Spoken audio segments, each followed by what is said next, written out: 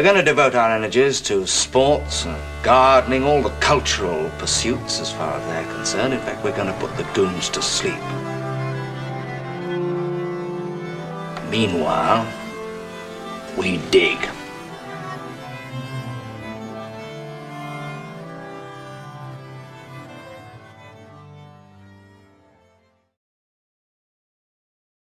Greetings and welcome to the Anatomist. This is Burn Power, swimming against the stream. And today what we're going to do is we're going to listen to another annotated lecture by Hans Rookmaaker. This time it's an introduction to art in a way I think only he can do it. And you may say to yourself, well, I'm not that interested in art.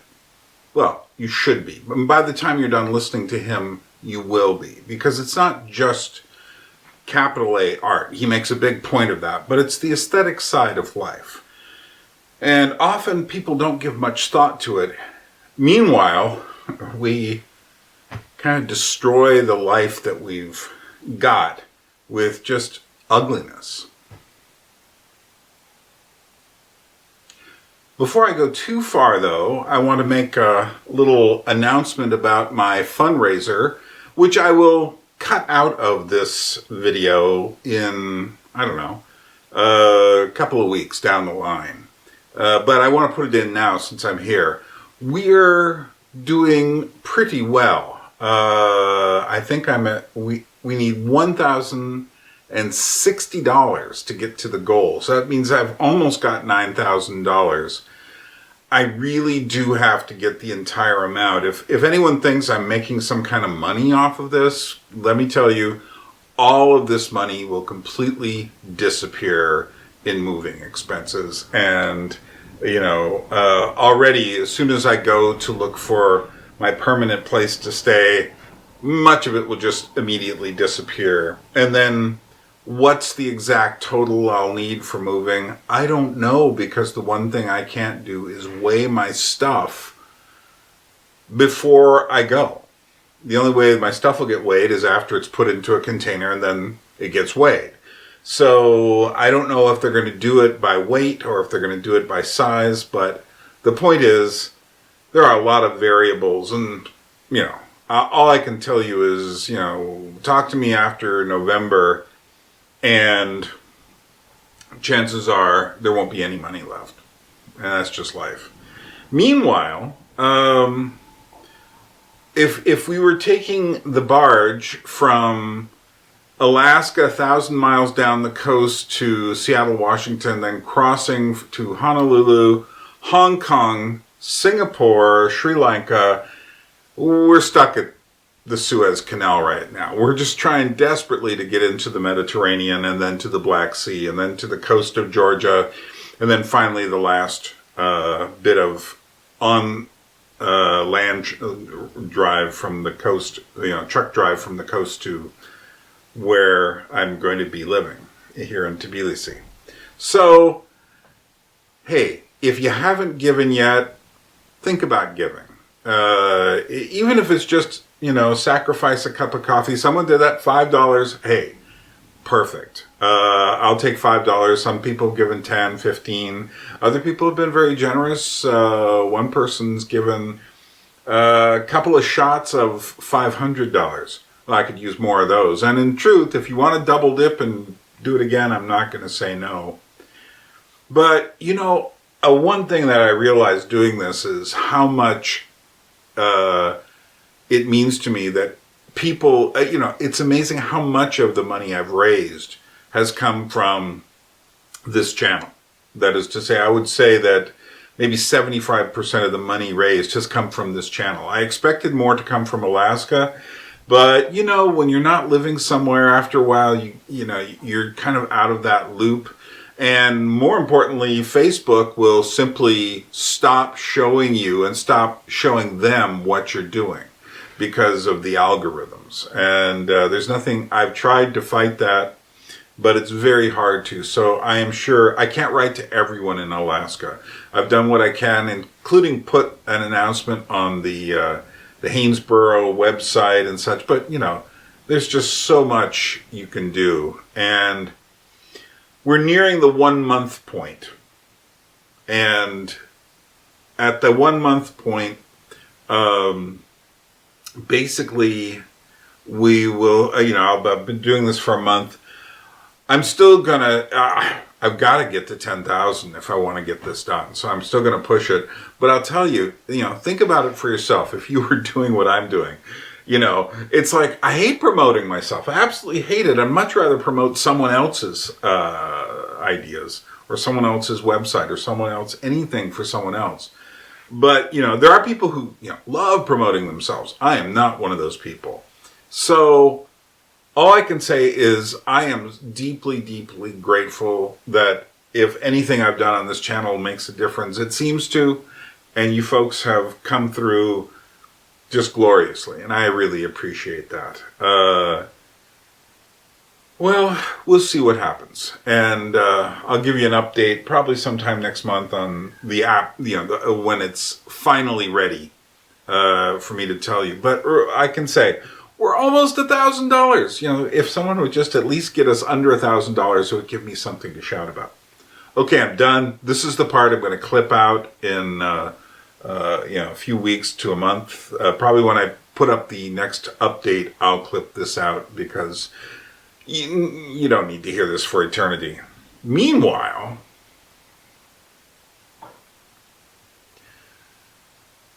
so this Dr. Rookmaaker lecture was given in January of 1976 in Philadelphia suburbs at Westminster Seminary there.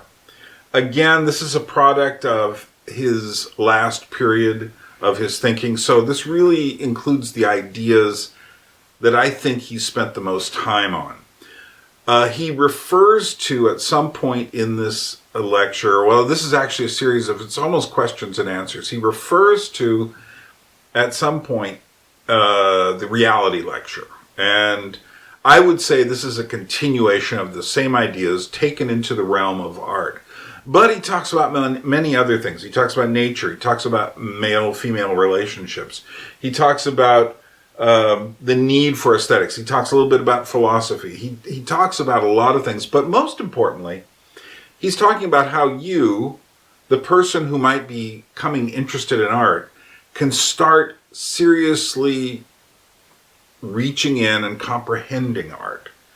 And the way to do that, he talks about how to visit a museum. If you think you know how to visit a museum, I can guarantee you there are very few people who do. Most people just go in and it's just all a blur. He talks about how to get past the blur and to really study paintings. He also talks about, books. Many of these books are dated by now, but that doesn't mean they're not good. And I've thrown in a few suggestions of my own. But he talks about books that are good art history books. He talks about essentially why art is important. And you need to hear this. So I'll see you again on the other side of the lecture. Enjoy. And, oh, by the way, there will be more of these. This is just the first of art. And there will be more of his art ideas coming along in the future. So hang on for that. And some of them get pretty wild.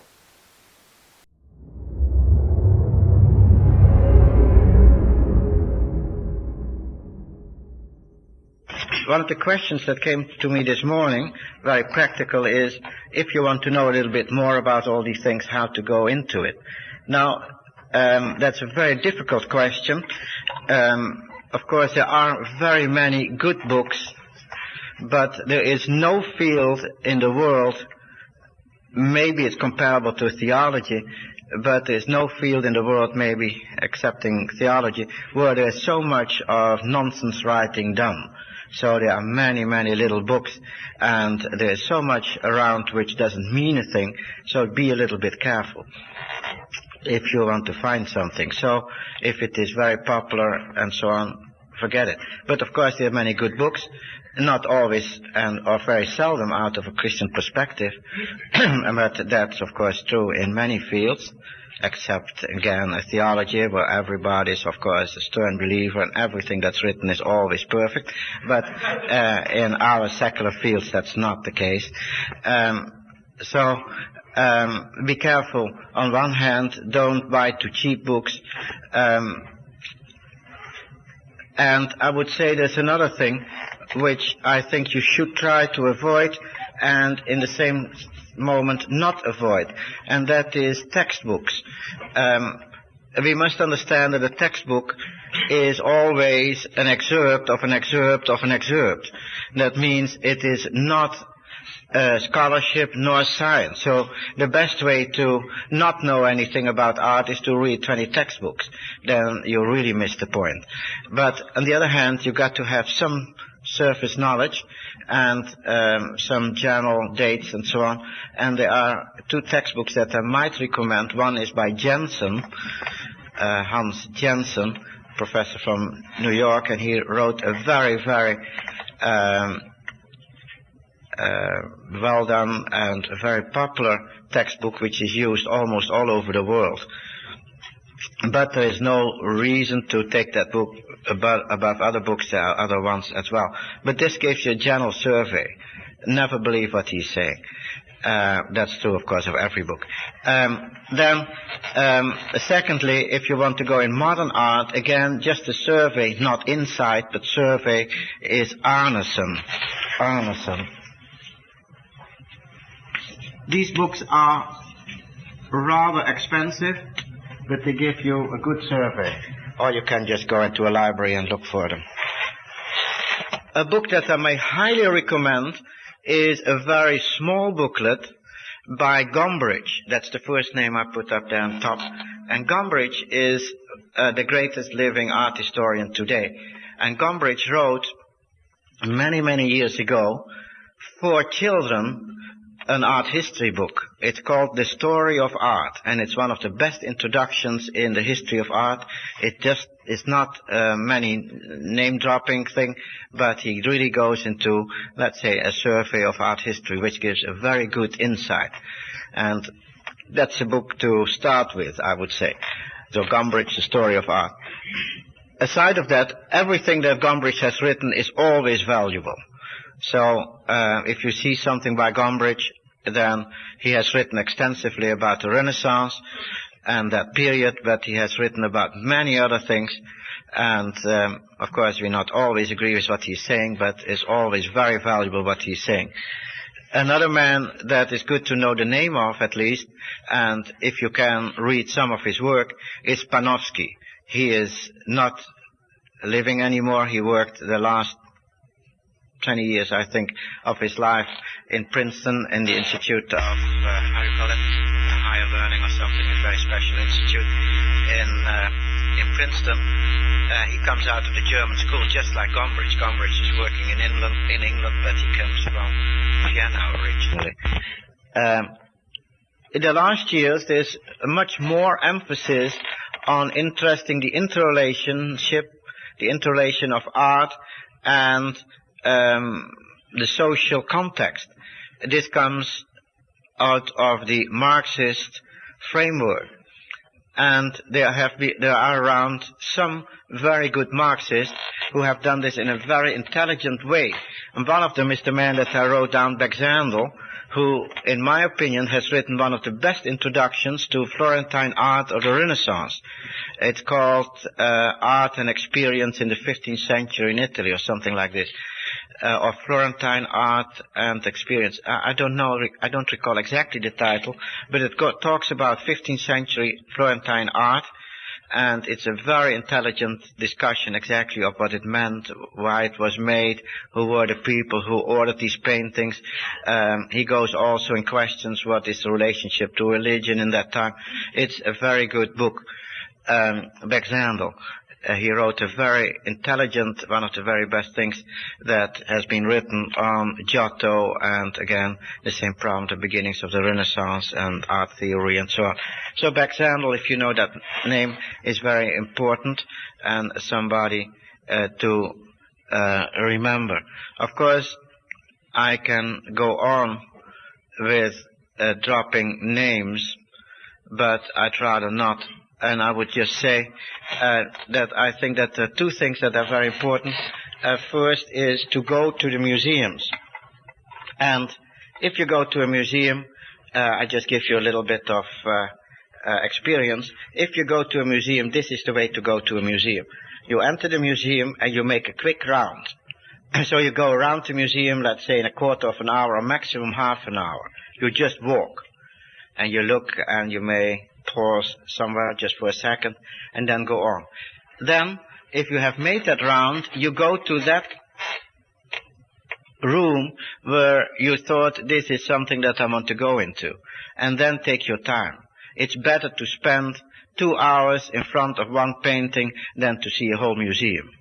Because, and that's a great misunderstanding people have, that you see a picture immediately. We have such a strange, very superficial idea about seeing. You look around and you see it, but that's not true. You don't see it. And so my experience is this, and I just phrase it like that. If you sit in front of a painting, let's say longer than a second, you sit down, just sit down if you can, and you look at it, then after 5 minutes, you get a feeling what I'm doing here. Because this man there on that course might have said that it was much to see, but it doesn't change. So after 5 minutes you feel cheated and you want to go away. Just wait 1 second more and then you will find, oh, but there's something I didn't see. And you will find that very soon it becomes very exciting because you begin to discover things and many more things, even things you haven't seen before. Just to give you a very nice little story about that, one of my friends went to the Rijksmuseum in Amsterdam recently, a couple of months ago, before anything happened to the night watch.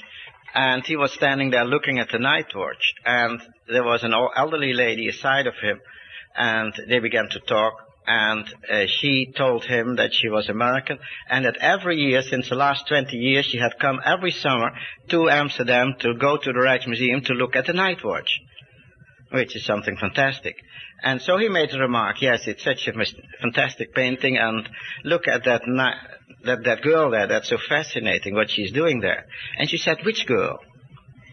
So for 20 years she had been standing before the painting and she has never seen that girl. You see, it's very difficult to see. So, to put it in another way, I remember that I had a conference somewhere in England, and I had a very big debate with a professor in communications, and he said visual communication is unclear. And the next morning I just said to him, I don't understand why you make that point, because it's silly. And you're too intelligent to say silly things. And he said, yes, but every time I go to a picture, and let's say the night watch, I see new things. And I said, of course you see every time new things, because you never have been looking right. Because to look at something like the night watch is like reading a thick book. It takes hours. You see, you don't read, let's say, a novel by Jane Austen in 10 minutes. Well, and if you look at a painting which is more complex than just a little portrait or one flower, then it takes hours to look at it. And you've got to take that time. And then it becomes fascinating. And you better look at 1 or 2 pictures than at many. Of course, if you have done this, you get a kind of training and you begin to make shortcuts and it goes quicker. But take this time, and it's worthwhile. Then I would say just go to museums and go incidentally to exhibitions. And if you're at an exhibition, you buy catalogs, and that's the way to make a nice little private library, just some exhibitions that you saw, and you can just browse through it again. And after a while, you begin to understand something. Of course, it's also good to buy books with just reproductions, just to look at them if you only understand that reproductions are not works of art. That's very important. That's one of the things I have against, for instance, Jensen's book, because everybody thinks that that book is full of works of art, but there is not one work of art in it. And if I had made Jensen, I would have had no reproductions at all in it, because I think that was more valuable, because then you have to search for it and go and look for yourself. So try to see the originals. The same is true of music.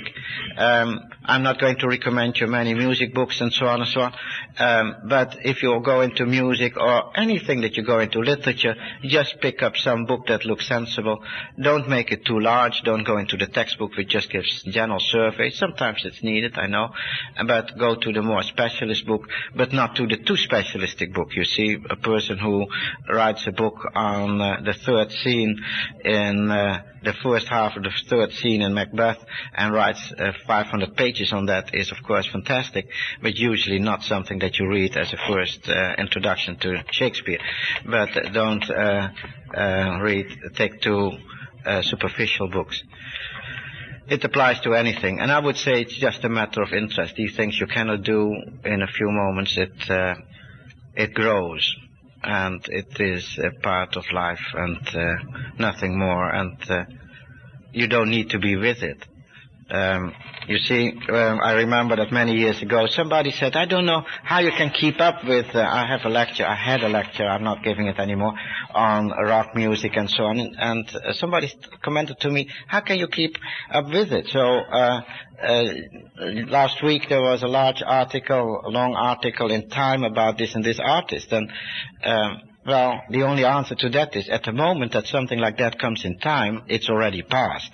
So that's not the moment to look for. The Time is, of course, always very far behind the scene. You've got to know things before they are in Time. Well, if you're not a specialist, it's sometimes good to be informed in Time, but then you know that you're not with it, but that you just get the things after they had happened. So just go into it and don't be afraid. The question that was posed to me last week, one of the first questions, is how do we judge art? And I would say it's not difficult, and I can say with the same emphasis it's very difficult. Of course it's difficult. Human things are difficult, but you can compare a work of art to, let's say, somebody. So who is somebody? Is he a good fellow or is he a bad fellow? And of course you have your judgment at first sight, and you have to readjust your judgment, and in a way you never get to know somebody else really very deeply. And the same thing is true about art. If you know a work of art, you begin and you have of course your first judgment, and maybe it was wrong if you look more close, and maybe you have to redo it and restate it later. Of course you're growing and your insights grow. That's very human. So in a way it's just living with, and there are norms outside. There is something outside. There's norms and structures, and of course without these structures you would not even know that you was looking at the painting, or that you were looking at the human being. You see, that it is just given to us, being human. So in a way there's nothing mysterious about it. It's there. And of course we cannot always verbalize it, but not being able to verbalize it means not that it's not there. You see, the verbalization and the definition is usually the most difficult. So usually you say, well, that's very fine. If somebody says why, or how do you know, then you would say the why, well, maybe we can try to analyze it a little bit. But in the final thing, it really sometimes eludes us, just as it eludes you to say why you say something about somebody else. Discussion is very important. In a way, every work of art is there to be discussed, and in a way it's always not a dialogue but a trialogue. I think it's very important, and that's usually the case, that if you go to a concert you go together. You always go with people, and I think that's very important. Why? Because in intermission you talk about it. I think human beings, culturally speaking, are just like cows. You see, we eat something and then later on, how you call that? We rechew it? How you call that? Huh? We ruminate, yes. And the ruminating is doing together. You just talk about it and you discuss it, and in this way it becomes part of your experience. So it is not a direct experience, but it's talking about it. Just it's good to listen to records together and then just lift up the needle and say, let's listen to that passage again and what's happening here, and then talk about it. And I think these things are very important. They don't come by themselves, but they need discussion. And in discussion they become part of your life and your reality. And I think that's one real important thing about art. Now the question itself, how do we judge it, is, I think, a question that does not come naturally. It means that we are all brainwashed. We are brainwashed by the Cartesian tradition. Descartes said that those things are true that are clear and distinct. That was his definition. That means, to translate it, that they are can be analyzed by our reason, understood by reason, or they can be affirmed and asserted by experiment. Clear and distinct. 2 and 2 is 4. Well, just take 2 apples and 2 apples. If you count them, that's 4 apples, and that's clear and distinct. And that these are these eternal laws that he's talking about. Things of mathematics and so on are very clear because they are reasonable, rationalistically reasonable. That means that everything that does not fall under the definitions of Descartes is vague and probably not true. And so you have the things which are vague and not distinct and unclear. Now, in the 18th century, Baumgarten, you will always find him quoted as have written the first aesthetics, which I think is just sheer Cartesian pride, because it's simply not true. People have been writing about art ever since man began. Adam was the first man to write a book on art. It has gone on in all history. But Baumgarten wrote a Cartesian aesthetics, and that means that he wrote, let's say, that was negative in the Cartesian thinking. All those things which were subjective, vague and unclear, because you cannot prove them in the Cartesian framework. And that's exactly what art is about. And he said these are the vague and clear things. And I must say this is totally untrue. A painting is just as true as mathematics. Very interesting, just to illustrate this. Many years ago, I was at a meeting of a society of scientific workers that we have in Holland. And they discussed something on art, and they had invited me. And in the discussion, I said the same thing I said just a few moments ago. And all these people, I saw their hair raising, because they are clear, you know, they were scientific people. They were talking about atoms and all these things, which are certainly true. And this man is talking about pictures, and they're just as vague as anything can be. Being Cartesian, they said so. So I said no, and I will prove it to you. So the next week, I gave a lecture on Dutch landscape art. And when I had finished, they said, "You're right. You're just as clear and precise, and you prove it just as precise as we do in our field." And there's no difference. I remember another story that I met a professor who was working in nuclear physics at MIT. We had lunch together at MIT. He is a Christian, and he was discussing about Christianity in his field. And I said, "Well, I know very little about your field, but why shouldn't I talk about my problems as a Christian art historian?" When I'd been talking for half an hour, he said, "Well, I do recognize all this. This is the same." You see, we shouldn't make this distinction between those things that you can prove in an easy way and in a rationalistic way in the other things. So get out of that. Of course, as theologians, you've got to get out of that too, because it simply doesn't work. That's why I began last week to talk about truth in a completely different way, and I think we got to, otherwise we never get anywhere. So don't try to get caught in the Cartesian way. Things they are outside. And of course, we deepen our understanding the more we study it. And of course, we make mistakes. And of course,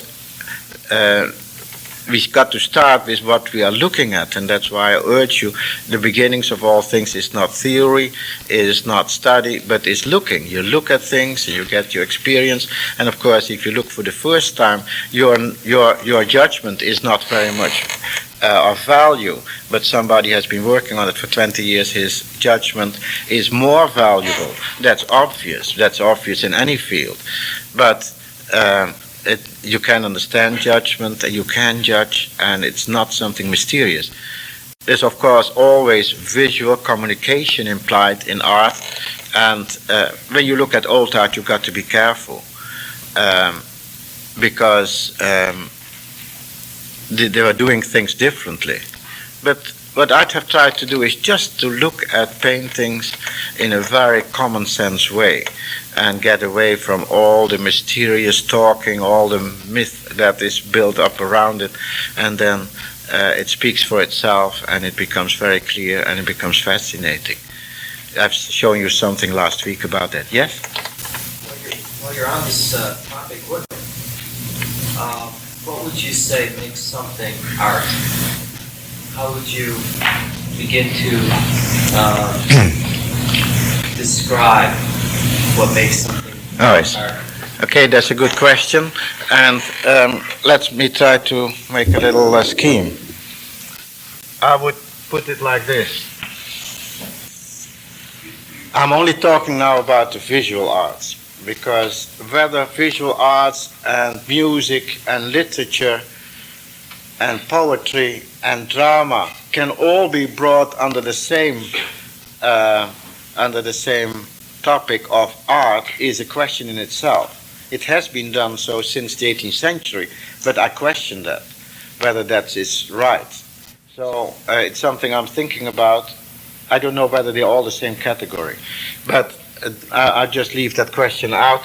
I'm talking about the visual arts, and I think there are two, how you call them? Two axes, yes, and one is about the amount of information that the painting gives. I mean, if I make a little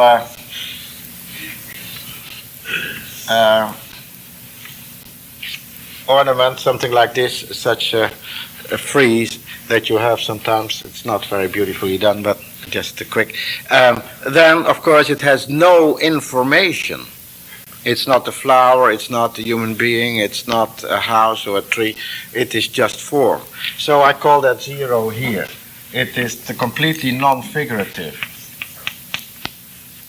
And the other extreme is the extreme naturalism, or the extremely natural. That is where you get the maximum of visual information. Let's say a very precisely painted painting, as we have seen. The other thing is the amount, the other axis is the amount of meaning, the amount of how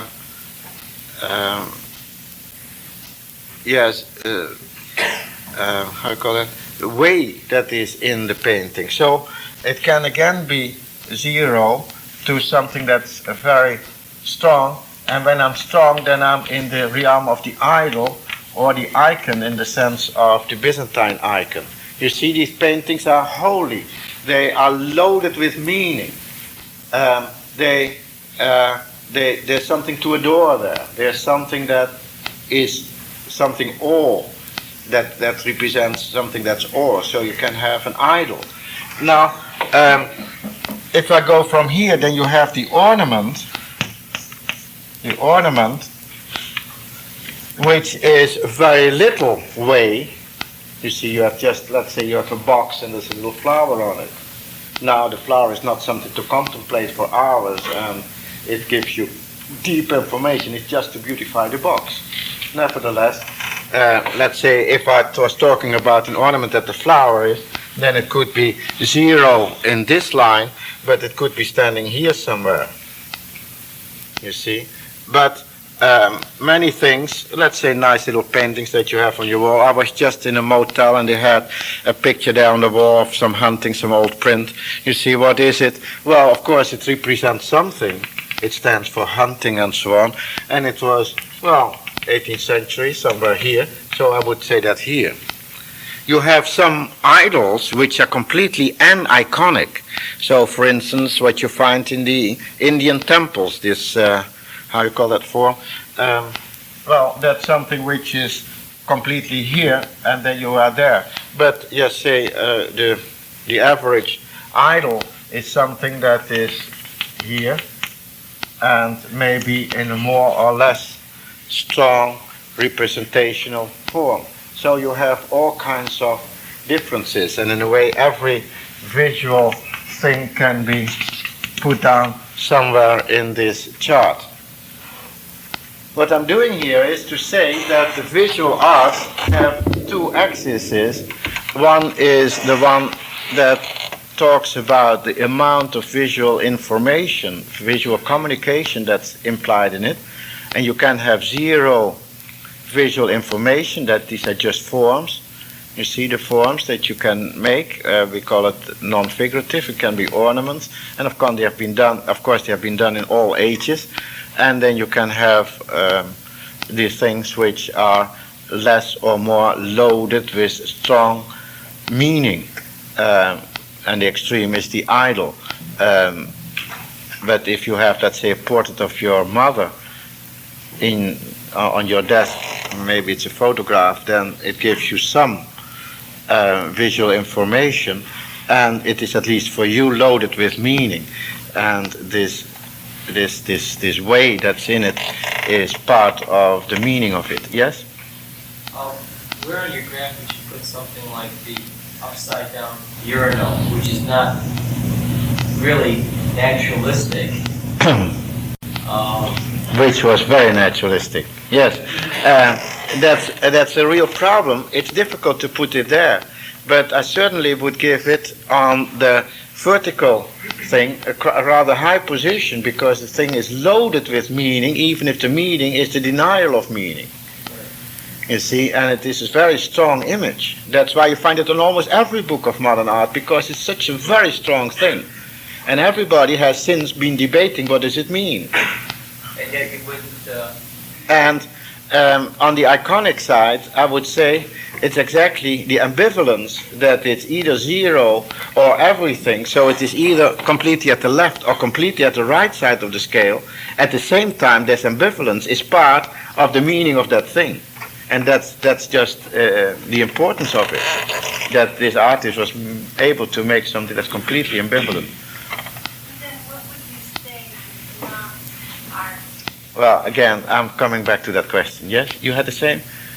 Were you implying, when you mentioned the picture in your hotel room, and then you went along the bottom axis and you said, 18th century, were you implying that there was a progression in time? Oh, no. The ability No. So Van Eyck is very much naturalistic, and Titian is a bit less because he does it rougher. It is, I'm not going to be too precise in this scale, because, but it has in a way nothing to do with time. It's just the question of symbols and visual presentations come into this too. And, well, then you get into all kinds of complexities that I leave out here. That has not given, she is right, and the gentleman there is, of course, waiting still to the answer. What is art? I think that's a very difficult thing to say. You know all that I'm coming out of the school of Dooyeweerd, and Dooyeweerd has these modalities, one upon the other. So you begin with the physics, and you go higher and higher. One is language, which is communication, and there I would put also visual communication as a subcategory, as something which is a modal structure in the definition of Dooyeweerd. Then Dooyeweerd has a little bit higher the aesthetic. Sierveld says you cannot say beauty there. Maybe it's right, maybe it's wrong. To me, his allusion of is not an answer to the question, but what it is very difficult. Let's call it, for all convenience, is it. And that it's got to be there if something is a work of art. So if you go and you analyze a work of art, you always go in the analysis of the structure, the way things are laid, and you say, well, here you have red, and the red is balanced on the other side, or here you have depth, and here it is balanced in this way. So you go into the composition, which is the aesthetic formulation, or you go into the visual communication. You say it talks about a street or a landscape and the trees, and but if you go on to analyze, then in the end you say, but now it begins to define me. Nevertheless, that what defines me is the most important. And I think that it is that we may try to define it, but the definition doesn't make reality. reality is first. And I would say the difficulties of definition are just because it's there. And we are just at the deepest layers of reality when our speech says, I know exactly what it is, but I can't define it anymore. I would just give you a little other example. What is love?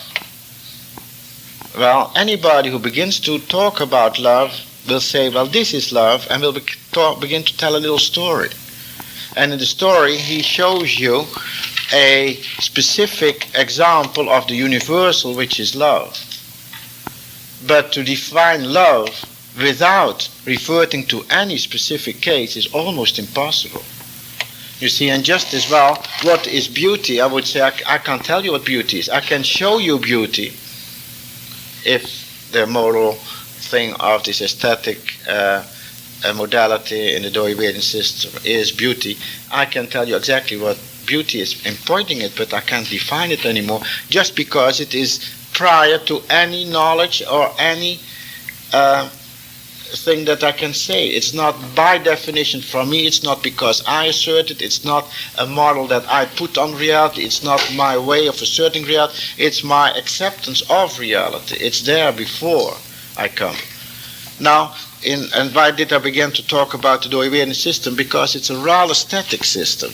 It has this and this and this and this and this. And so I usually don't talk about these things too much because I think I find it so complex. But I sometimes have the feeling that we got to take the Doivedian system, which I think is fine and fantastic, these modalities, but get out of the static and make it a moving thing. A kind of moving sculpture, and it moves in space. So here you have this visual communication, here you have the aesthetic in Doivedian terminology, but maybe they turn around something like that. And just the nucleus of bringing them together, that's exactly what makes art. That doesn't explain anything, that's only trying to convey something, which what art is. And I would say it's very difficult what art is. What art is not is the big capital A art. You see my little drawing, I begin already to bring in ornament and all those things that usually people don't call art. I would say art is the aesthetic element of reality, and it's always there. And of course some things, and maybe that's the difference, so everything has an aesthetic side. If you look at the map, then if it's a well-drawn map, it's a beautiful map. It has its beauties. The colors may be very well fine. Sometimes you have an ugly map and the colors are ugly and it hurts your eyes. So it can be a beautiful map, but nevertheless it's not a work of art because it has an aesthetic side to it, but it's not a work of art.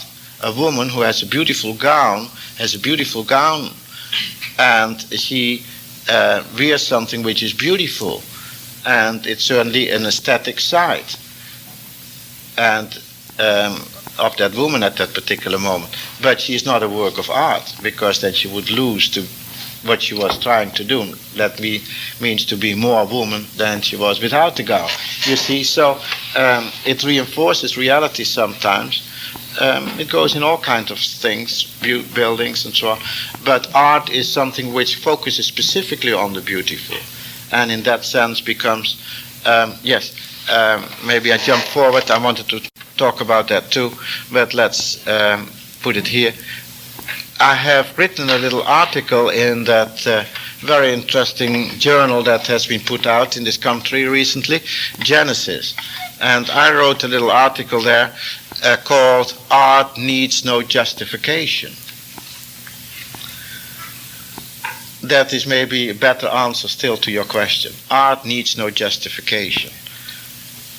That means this, that art can never be defined by something else.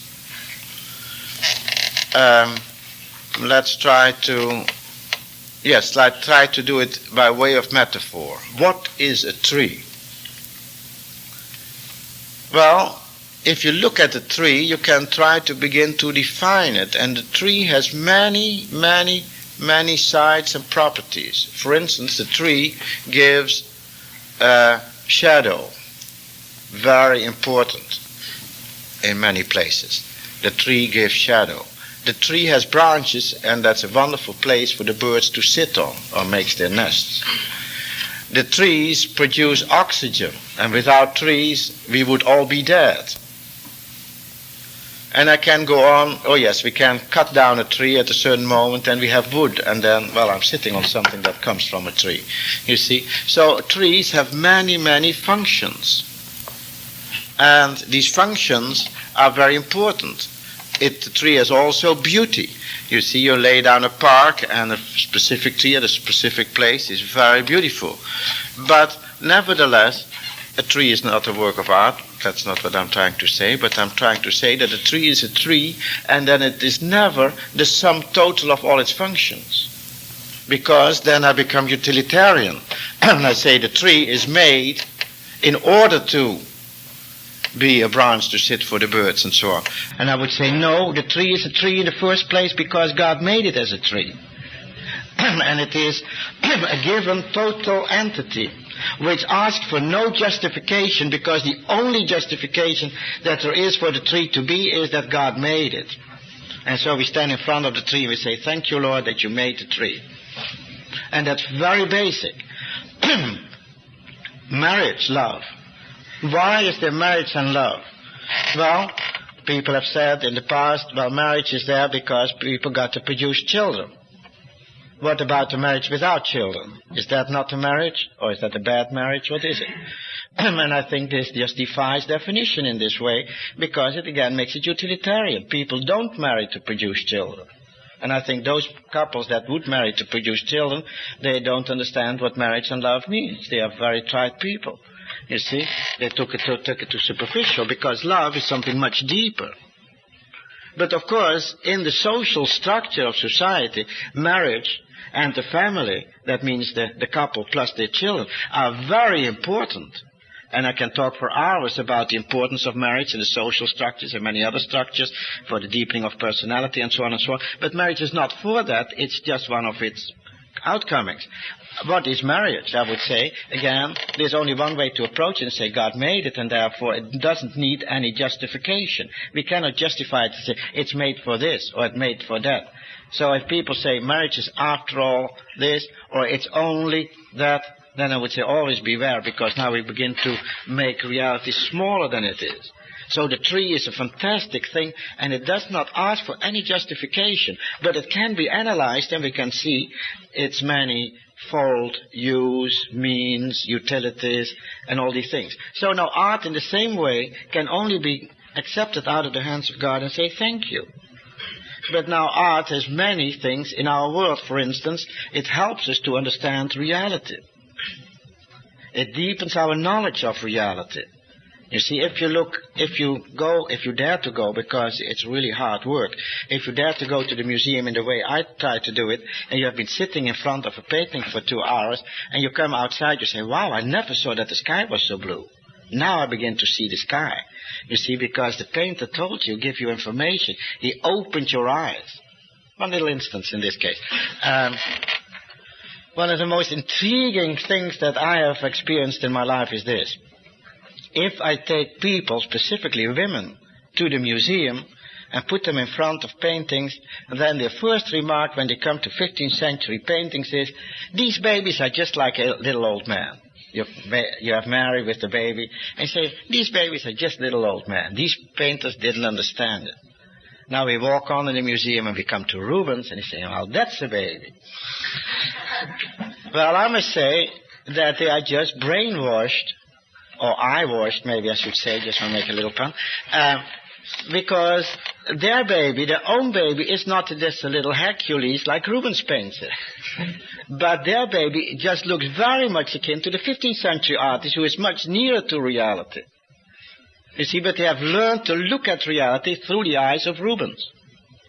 And so we begin to understand things, relationships.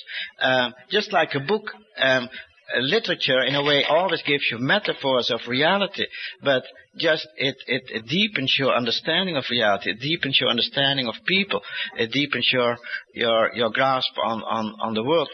Just in the way Schaeffer the other day was trying to say that it's so important to tell fairy stories, because fairy stories deepen the understanding and knowledge of reality of the child, and it gives us a grasp on reality.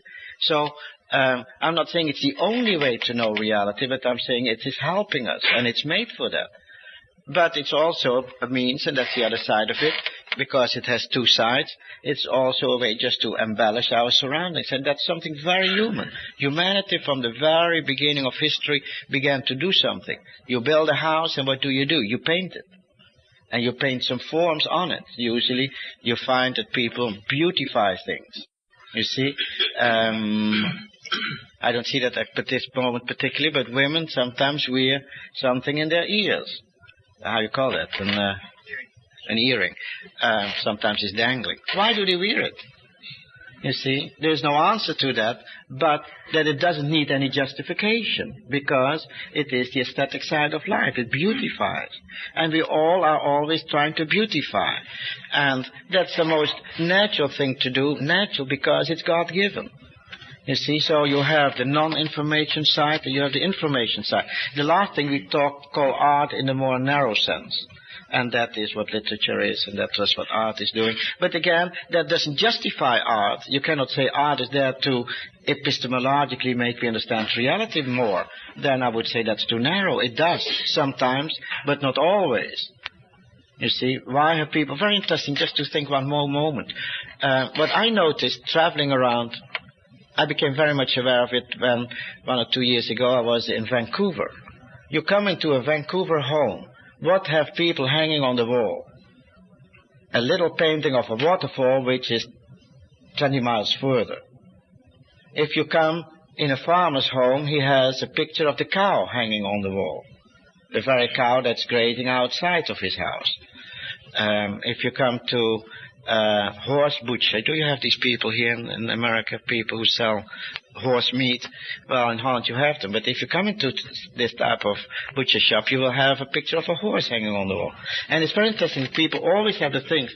You come into the house of let's say, a married couple, and there's a portrait of their wedding, a photograph of their wedding on a very conspicuous place in the house. Why do they have it?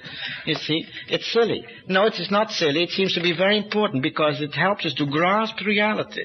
You see, it just opens our eyes and it makes them more dear to it.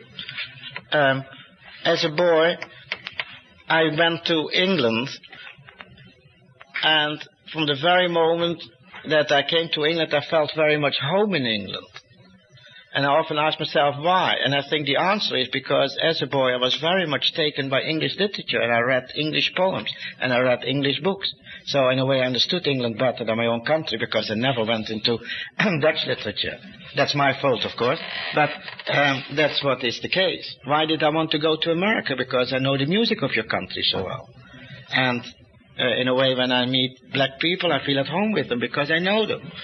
Because this music tells me something about them. You see, so these things go into it. Yes?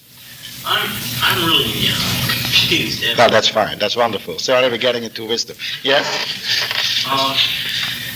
You explain beauty in one sense. I remember specifically there were two pictures up on the screen, and both of them were of nude ladies. Yes. You said one was beautiful and the other one was ugly. Yes. Now, let me continue here. Just a few moments ago, you mentioned how some ladies said these were babies and yes. these were not babies. Yes. One was beautiful, one was not. I wasn't saying that. Okay. Well, I'm trying to understand what categorizes, how do we determine what is beautiful? Yes. Well, again, you ask for something that you know, but you ask definitions for, and the definitions are so difficult. Not necessarily a definition. But wait a minute, I'm not finished. You're right, there is a relationship between truth and beauty. There is a relationship, very narrow relationship. So the one was ugly, not what these two women, the one was ugly not because the painter was a bad painter in the technical sense, or was below standard, but because both were in their own class very good ones, but because the one was not really painting that woman. He didn't know the woman, and there was alienation, and all that kind of thing was built into it. So the lack of grasp of reality was part of it, why I said it's ugly. Just because of that, just because of this objectivity, it became pornographic. That's very strange. The more pornography always implies alienation. It's something that, in a way, that's there, and then I can put my thoughts on top of it. You see, the other one, you cannot put thoughts on top of it because the picture gives you thoughts, and you don't put thoughts on it. And there was true knowledge. There was an opening of your eyes. So going on with there, you begin to know the woman. You see, we wouldn't know the people around us. We wouldn't know women unless they were drawn for us. And that's why the pin-up is an eternal thing. I'm not thinking specifically only about the nude pin-up, but the pin-up, just to have a portrait of a woman around you, is almost an eternal thing. Why? Because it's important that is to grasp reality, to grasp humanity. In a way, it's a metaphor again. So, the truth of the statement that's in the painting is certainly not something that's divorced from beauty. You see, so I have a record at home. Suppose that you did not understand the language in which the song was sung. And you say, that's a beautiful song. Now, suppose I was a magician, I would say, and now you understand the language, and I put up the record again. And you hear from beginning to end, it's a big curse. It's only cursing. Well, when the record is finished, I don't think that you would say it's a beautiful record anymore. Because now you grasp the meaning of what the man was doing, and you would say, well, it's very strange, but the melody, in a way, now I understand that melody that maybe I found intriguing, but now I understand that the intriguingness of that melody is just bearing out and making the curse more forceful. Because there's, in every good work of art, as in every good human thing, there's a unity. All the things work together, and so just the angriness of the voice of Bob Dylan when he sings that particular song I was playing the other day. You see, it's part of the presentation. And maybe if you would not know any English and you would hear it, you would say, it's something very strong and forceful and in it, but it's a beautiful melody, but it goes well. No, as soon as you know the text, and it's very complex. In a way, I think the reality in the work of art is more. You don't stand before a painting and you say it's beautiful. In a way, that's a trite remark. You try to assess more of it. What does it mean? What does it stand for? What does it express? What is its relationship to reality? But it does not ask for justification because it is such a good Madonna and it can stand in the church. Although that has been its function at one day, it is more than that. So it's a very complex thing and I'm just thinking around it in a way. I cannot give you one simple definition, and to be honest, if I knew the simple answer, I wouldn't give it to you. You see, I'm always asked again and again, can't you give us a nice way to understand what beauty and how you just give judgment and value judgment in art? And I always tend to say, I know it exactly. It's on a little piece of paper written, and I have it in my pocket, but I won't tell you. Because if I tell you, the danger might be that you believed me. And if you believe me, I become the Pope in art. And I don't want to be the Pope in art. You see, and it is just open. But there are not easy definitions. Just like in faith, there is no easy definition. And just like in love, there are no easy definitions. It's life options. But that doesn't mean it's random. You can see anything. No, it is very precise. But the precision is, you see, the difficulty is that you ask me a question which is universal, while I'm convinced that the universal can only come to us in the specific. If we at this moment were standing before a specific painting, I could tell you what was beautiful and ugly in it.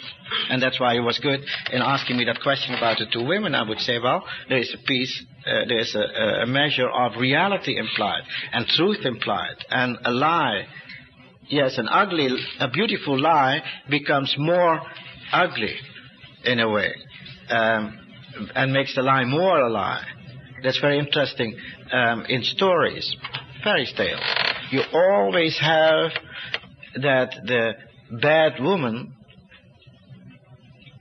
the stepmother, is always ugly, because her form is in relationship to her content. But sometimes you have a very beautiful woman who is ugly. They're a very strong witch, but then it becomes more ugly, just because it is beautiful.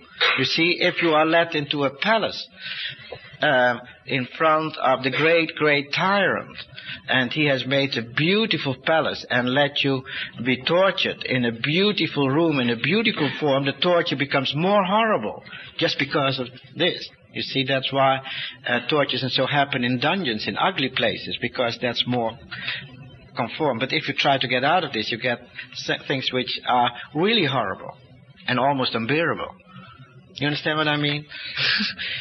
Yes. Yes? Just Christian, I shouldn't say just, that's Christian sentimentality that we talk about beautiful sunsets as God's works of art. No. No, I wouldn't say so. I would say yes, it is there. But so there are two types of beauty. There's a beauty as exemplified in human works, and any human work, a work of art, is always thinking about reality. And they can have, and it is brought forward to us in a forceful way, and we call that art. And I try to say there is visual relationship, visual communication, and there's this question of beauty in it, and it's very difficult. But there's also beauty in nature, and yes, there is this quality in it. We shouldn't overdo it, but nevertheless there is a world. We must say that art opened our eyes. I don't know whether, let's see, anybody in the Middle Ages was able to see this beauty, not only of a sunset, but the beauty of anything at all, because they never painted it. I read a very interesting book on psychology. Now, it's very interesting. It's a long story, and I'll make it very short, but I talked in the very beginning of this course about the heart and about the beginning of anatomy. Now, just in 1300, when anatomy begins, you see also for the first time that sculptures of feminine people begin to show breasts. So before that time, the breast and everything that goes with it is is not represented at all, or very, put down. You don't see almost anything. But then it becomes more strong. And so, in a way, the whole décolleté and things like that begin at the moment that people get too interested in the bodies. Now you begin to think about that, and the poems go with it. They begin to describe these things. So now, if you go back in history, how would the man look at a woman in the year 1000? Obviously, he looked at her, because otherwise we wouldn't be here.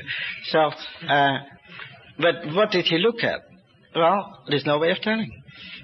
You see, because we don't know. Because there's no way, we don't see it in their art, we don't read it in their poems, nobody talked about it. And it may be that because of that was a low reality. I think if we don't name things, and I think the beauty of poetry is to name things, and just by naming things, they become important for us. It deepens our understanding of reality, and it makes it real for us. And I think that's exactly what poetry is for, just like paintings. It's the same thing. So now, in a way, a painting is a visual poem. A poem is a verbal poem. Now, the verbal poem tells you something. Now, if you don't have a name for something, does it exist? Just a little pastoral thing which I have found in my life. If young people in my surrounding, people that I can reach, like in a library setting, and they are going to marry, I always have a little talk with them. And I say, be very careful that communication in the man-woman relationship is very important. And that means that you got to give names. Of course, there are always, for all the little things, like breasts and so on, there are little definitions that you find in the medical book or in books like that. But that's not what we're talking about, because you're not going to talk to your woman in that type of strange language, and the woman to the man. But give it names, because in a way, if there's not a name for it, it doesn't exist. Now, the first few years you wouldn't find pain in that, but at a certain moment, problems begin, and you have no way of communicating, because you have no words for it. And in a way, it doesn't exist. There are women, there have been women, who have even been mothers of many children, who never in their life had any sexual experience. Of course, they had sexual experiences in the sense that they had to undergo something, otherwise they wouldn't have been ever children. But they never integrated in their lives. In a way, they never lived it. You see? So, to give it names, to think about it, in a way, today, with all this pressure of sex and all this pornography and semi-pornography and all these things, in a way, we get too much information. And it kills some of the joy of it. The discovery is taken away. But the joy of discovering and giving it names, and that communication is so important. And that's what the poem can do. And that's what the visual thing can do, and so it deepens our reality. I'm going off, and I've forgotten where I started from. You brought it out in that context of the woman who can have many children but not have any true experience, communication with her husband. Yeah. I was just thinking of, in terms of information heightening or our understanding in that communication. Studies done in the sexual relations between more highly educated people and those of very low education, and they found that women in lower education classes having 13, 15 children, but had never seen their husband, in the daylight, without any clothes on, had always slept with their husbands in dark, had always had sexual relations completely clothed, except for what was necessary, and just a complete inability to communicate or understand in any way.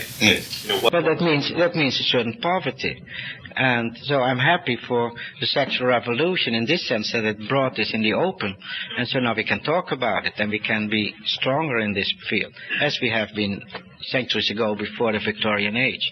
So, but what we were talking about now, do remember that paintings and sculptures and poems and literature, they give us information about reality and they make us to see.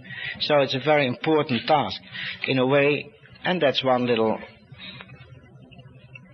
criticism I have of modern art, is that it's very intellectual, brings me in all kinds of intellectual problems, but it tells me very little about reality, and it closes reality to us. And and reality is just brought to us in a cheap way, by all kinds of very cheap information, and that's one of the poverties of our age. And but we see a landscape, we see the beauty. So yes, I had a little story. May I just have one little more story and then we stop? It's very interesting. Just to talk about your sunset, I'm going on from there. In 17th century, in the 16th century, and go back in history, nobody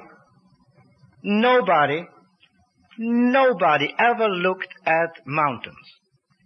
Rather, if you had to travel, let's say from Europe, from northern Europe to southern Europe, you have to go over the Alps, and what do? At a certain moment, you would get a notice, now we're going over the high Alps, and then you draw the curtains, because it was too horrible to look at.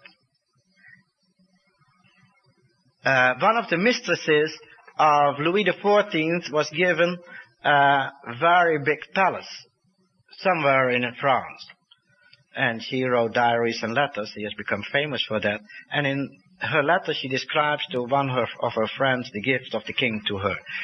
And she says, it's a beautiful, beautiful palace. And I open the windows to the west, and I see the rolling hills, and I see the stream and the lake, and so on and so on. And I open the windows to the north, and I see the orchards, etc., etc., etc. And I open the windows to the south, and, well, she saw more beautiful things. It's fantastic. I never open the windows to the east, because they look on the Alps. And it was obvious. You don't look at the Alps. So in the 18th century, a new category was invented. I would say discovered, because it means widening of experience. A new category was discovered, an aesthetic quality which we call the sublime, the things that we stand in awe for. And exactly 1803, for the first time in history, people went to the Alps in order to experience the Alps as a positive thing. It's on top of the Rigi mountain near Lucerne, 1803, and if you just look in the guest book, you have the names of Goethe, Shelley, Coleridge, Turner, and all these people. They just rushed to there, 1803. Look, that's the mountains, fantastic. You see, they had a little prehistory in the 18th century to that, and it's tied up with thinking about the sublime. So thinking and looking and art and discussions and philosophy, all these things go together. Of course, it has something to do with the Romantic movement. Today, people stand before the mountains and say, look how beautiful. And I'm bound to say, your eyes are closed because you don't see anything, otherwise you wouldn't say they were beautiful. You got to say they're sublime. They're not in the same category as the nice dangling earring of that beautiful girl aside of you. You see, they're in another category and give it another name. And we look at it, but nevertheless we have lost something if we lose the awe. And so maybe there's a little bit of romanticism, sentimentality in the setting sun. On the other hand, the opening of our eyes for the beauties of nature is something that we can be thankful for and has its own history. And we shouldn't close our eyes and say it doesn't matter. It does matter. We try to grasp the meaning of the world outside. And if we do it in the right way, we hate the pollution, we hate the destruction of that beauty. I heard, that's a horror story, that somewhere in this country there was a Christian college. Building, road to the building. It went through some woods and there were trees along that road. Somebody said, isn't that awful? We got to drive all that time. Why don't we go, shh. We cut all the trees and make a straight road. I would have said, well, there is the freedom to take away trees. Man is not a slave of nature, but man is a master of nature. But nature is not a slave of man. And you cannot kill trees like that, just for utilitarian purposes. It's too beautiful. So maybe you take the inconvenience of the winding road because it's so strong in reality that you don't kill that reality. And I think Christians have often been very insensitive. And if these people who are so insensitive stand before the setting sun and say it's so beautiful, then I would say, are you not a little bit sentimental? Because it's not part of a total experience. It's almost 12:15. That means I've been talking a quarter of an hour too long. That means that you didn't have your intermission. I guess you got to have an intermission. You have a right to it. You paid for it, isn't it? Shall we not take a couple of minutes and then after the intermission stop this talk and jump into something else? Otherwise, I think we will never get anywhere. Yes, as you may have found out by now, we can discuss endlessly, and I can talk endlessly. I didn't finish my sentence, so just in 2 words, because some questions made that clear. If I talk about the tree, I say the tree is a tree and ask for no justification. So the tree is the tree. And it's a fullness of reality, and it's loaded with in history, being human, try to grasp that meaning. And in a way, there's so much meaning that reality is infinite. We will never grasp it fully. It's not really infinite in the absolute sense, but it's so full of reality that even if we had an infinity, we would not be able to grasp it all. So we are finite beings in the midst of finite things. I'm not denying that. But the tree, even if the tree is a tree, it has many ties to reality. That's why I use that example. Now, art is just the same, needs no justification, and I cannot say art becomes then good art if it can be needed for evangelism, or if it is good for education, or if it plays a role in the epistemological sense, as we have been discussing just now. No, art is art, and it needs no justification, but it is tied with 1,000 ties to reality. Now, what happened in the 18th century when people began to make art absolute with a big A is to try to make art autonomous. Art for art's sake, art on itself, with no ties to reality. And that has impoverished art so much. Because now it becomes a kind of idol of itself, for itself, to itself. You see, and nothing can be like that, and it falls short of the possible reality of things. I hope this clarifies a little point. I see so many hands, yes.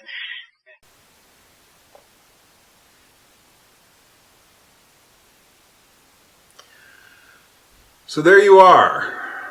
The What is Reality lecture ended with asking what water is. Here, he spends a lot of time saying a tree is a tree, and it needs no justification for being a tree. It's not based on, it's not a functional utilitarian approach. It just is.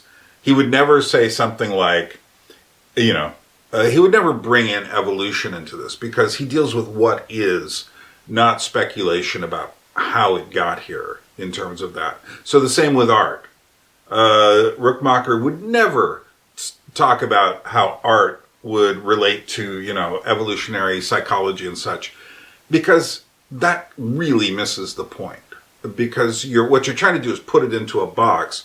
And as I've discussed before in other places, and Rookmaaker is totally on this page as well. It's the Michael Polanyi page. It's the idea of these boundary conditions where it's not the lowest thing that defines the highest thing. It's the highest thing that contains the lower things. So, in fact, it is art, which is one of the pinnacles of all of human consciousness. And this is something similar to what Tarkovsky says in his book, Sculpting in Time. And that art is a product of how we see the world. The artist, in Tarkovsky's view, which I highly recommend Tarkovsky's Sculpting in Time, the artist in Tarkovsky's view is a servant constantly paying for the gift given to him, the gift of being able to see and look at things and make some sense out of them. Well, we'll leave it there. And I hope you appreciate these Rookmaaker lectures. It seems that people do, especially the first What is Reality lecture, but just as many people need to watch this. This is just as important. You need to understand art and creative things and aesthetic things in order, if you're saying to yourself, why is the world so messed up right now? Well, a lot of the reason has to do with propaganda. And what is propaganda? It's many times a deformation of art. It is art being used as a tool, as a weapon. But art just is.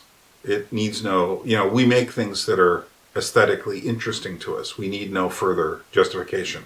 God gave us this gift of creating things. Let's do it. Let's make interesting things. And not just to push points, but to really express a full humanity. Why are you still watching this now? If you are still watching this now, you really should subscribe. You should, hit like as well. I don't know, does this help me? No, I don't get monetized, but it's good to know. And maybe someday I will try to monetize this again when I can find someone in America who will pretend to be me.